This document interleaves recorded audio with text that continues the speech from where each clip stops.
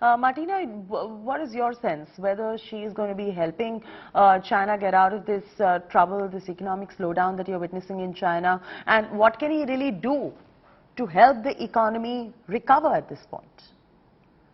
I think most importantly, we need to reopen borders because China has been in isolation for the past 2 years and a half. And of course, this is not helping Chinese exporters. And we have so many supply chain disruptions as well. But it doesn't seem like the Chinese government is backing down from the zero COVID policy anytime soon. In fact, the IMF head for China said a couple of days ago that China is only likely to reopen borders and lift the COVID restrictions in the second half of 2023. That's in 1 year from now.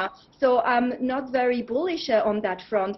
We are going to see the third quarter GDP data for China to be released this Thursday. Estimates predict that the economy grew 3.4% in the third quarter year on year. That's compared to a very sluggish 0.4% in the second quarter. So there is some hope on the economic growth front, but of course not comparable to what we have seen a couple of years ago with a double-digit growth. Inflation is more benign, so there are not so many worries as in other parts of the world.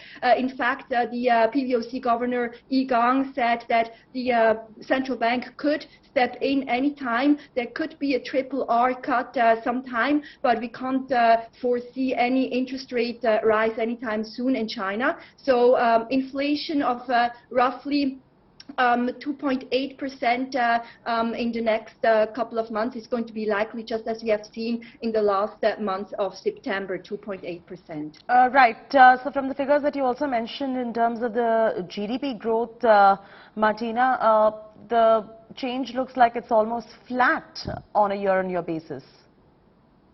Well, we see that, for example, the IMF has a global growth forecast of 3.2% for this year, right? And then 2.7% for next year. Most people, analysts, expect the Chinese economy to expand by around 3.2% this year, and then around 5% growing again in 2023. But of course, as you may know, in March, Chinese policymakers set a target of about 5.5% growth for this year. So that's a sizable markdown from the expectations.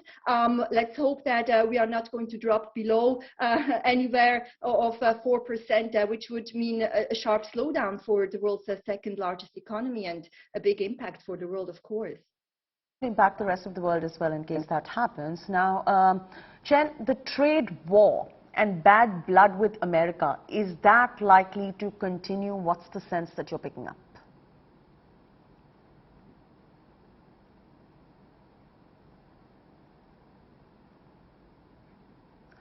Sen, can you hear me? Yes, I can hear you, but can you repeat that again? Sorry. Yes, I the trade war and the bad blood with America, do you see that continue? I'm afraid I didn't catch that quite clearly. Sen, the question is about the trade war and the bad blood. China has been engaged in bad blood with America ever since the COVID-19 pandemic, especially it became worse. So do you think that particular trade war ongoing and the ongoing bad blood that China is sharing with America would perhaps continue with Xi coming back into power? Are you asking a question about how China is going to handle its international relations? With America, vis-a-vis America specifically, Sen. So I think that this is the 20th CPC National Congress. So what it focuses on is how China is handling what's happening in the country for 5 or even more years. And this is the goal and purpose of the report. And I want to share with you that he actually outlines a few key points here. So for foreign policy goals is to promote a human community with a shared future. What's that really means? That means China respects the independence of foreign policy of peace and also respects sovereignty and territorial integrity. And in addition to that, building a world of lasting peace through dialogue and consultation. So that's not through confrontation. And pay attention to these two words. So it's through dialogue and consultation. And China is ready to work hand in hand with people across the globe and also create an even brighter future for humankind. So I think this is really point out how China is going to handle its foreign policy and international relations in the upcoming 5 years or even more. And if that answers your question, back to you.